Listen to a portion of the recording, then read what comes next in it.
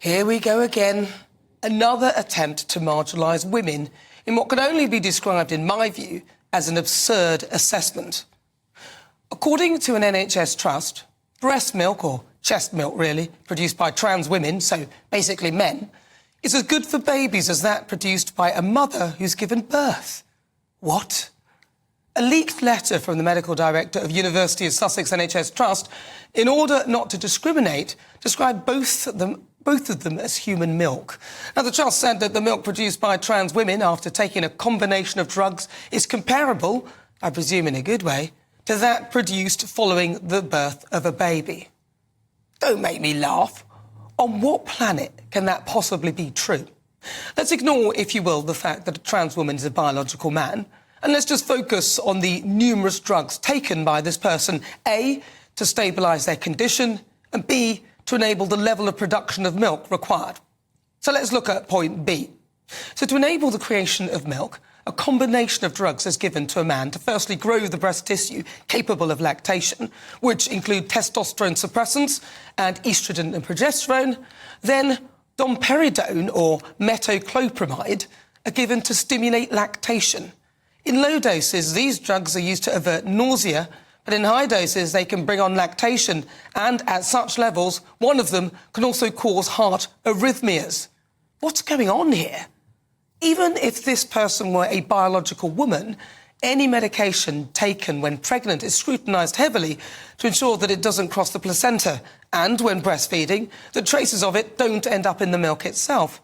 So why on earth take such a risk when there is little or no information on the long-term effect of this to the recipient, a newborn baby? And there is no real need to do this anyway. Is it even safe?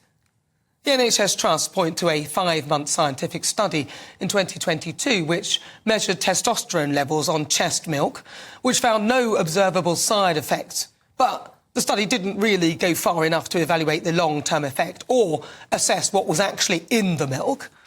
And as this is a relatively new phenomena, little else is known. Why is this even necessary? The answer is, it isn't. There are plenty of safe and tested alternatives available. Instead, this is about satisfying someone's fantasy of breastfeeding, and certainly, in my view, isn't in the interest of the child. Rosie Duffield said, "Babies cannot be used as guinea pigs for someone else's lifestyle choice.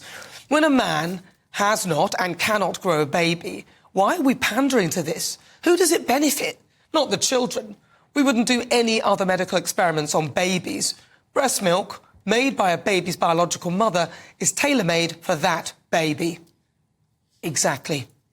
Millie Hill, author of the Positive Birth book, went further. She said, "Breastfeeding is not about the experience of the person doing the feeding. It is about nourishing and nurturing a baby." She went on to say, "No newborn should be used as a prop to affirm an adult's identity as female." But then University Hospital Sussex Trust is a member of Stonewall's Diversity Champions programme, and they admitted that the policy was taken from external organisations. In a statement, the Trust said, "The Trust takes the well-being and safeguarding of children very seriously."